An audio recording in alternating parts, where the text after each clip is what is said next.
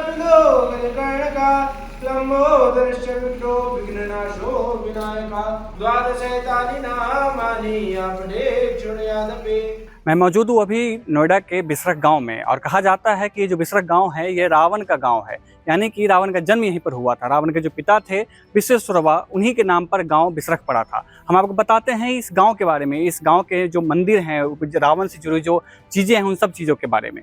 ये बिसरख गांव है जी, और रावण की जन्मभूमि के रूप में इसकी मान्यता है।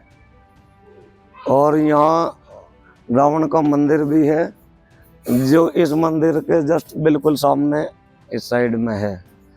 यहाँ रावण की जन्म स्थली है, जन्मभूमि रावण की बिसरख को माना जाता है। और शासन की तरफ से ये रामायण सर्किल में डिक्लेयर भी है। अभी जो रावण वाला मंदिर है, वो मंदिर तो शिव जी का है, लेकिन रावण के पिताजी का यहाँ आश्रम था मुनि विश्रवा का, तो वो उनके आराध्य शिव जी का मंदिर है, लेकिन उसको रावण मंदिर के नाम से ही लोग जानते हैं जी। और उसमें काफ़ी जो है पुरानी मूर्तियाँ, तस्वीरें, और वही शिवलिंग जिसकी पूजा रावण करता था वो उस मंदिर में आज भी विद्यमान है। रावण के पिताजी का नाम था मुनि विश्रवा, और उन मुनि विश्रवा के नाम पर ही इस गांव का नाम बिसरख है। शिव पुराण में और तीर्थांक गीता प्रेस की एक पुस्तक है, उसमें बिसरख का जो जिक्र है वो एक तीर्थ क्षेत्र में है। जैसे समस्त भारत के सभी तीर्थ हैं, वैसे ही बिसरख भी एक तीर्थ क्षेत्र है।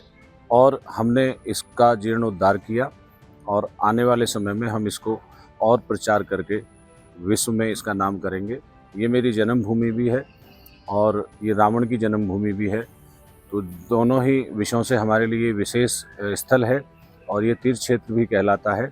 हरनंदी नदी के किनारे पर ये ग्राम बिसरख है, जो रावण के पिता ऋषि विश्रवा के नाम पर इस गांव का नाम बिसरख है, और विश्व में दूसरा कोई बिसरख गांव नहीं है। मान्यताएं हैं, यहाँ शिव का पूजन ज़्यादा होता है, इसको शिव नगरी भी कहते हैं।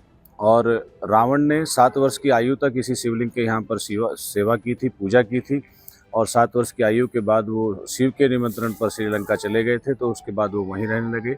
तो ये एक चमत्कारिक भूमि है कि इस पे रावण जैसे महान पंडित ने जन्म लिया, जो सनातन धर्म के सबसे पहले प्रकांड पंडित थे, और उनसे पहले ना कोई पंडित था।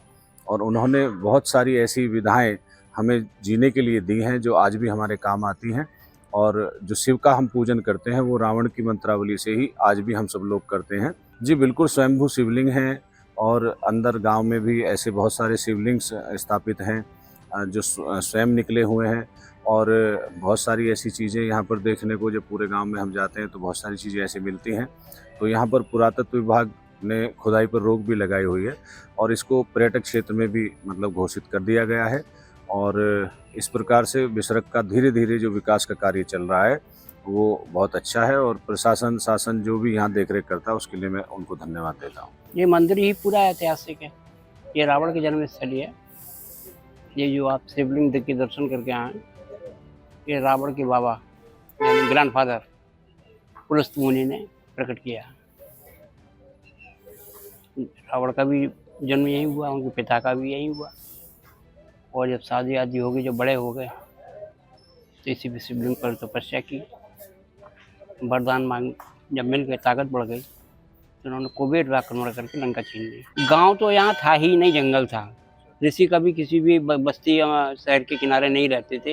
हमेशा नदी पानी का साधन और आग का साधन देखा करते थे, तो किसी न किसी नदी के किनारे उनका निवास रहा करता था। ये पहले बताते हैं, लेकिन हमने देखा तो नहीं है। ये काफ़ी सदियों पुरानी बात है कि यहाँ यमुना पहले बहा करती थी। ये यमुना के किनारे था। धीरे धीरे करते हुए जो पहाड़ी नदियाँ होती हैं वो हमेशा स्थान बदलती रहती हैं। धीरे धीरे यमुना दिल्ली तक पहुँच गई, युग बदल गए।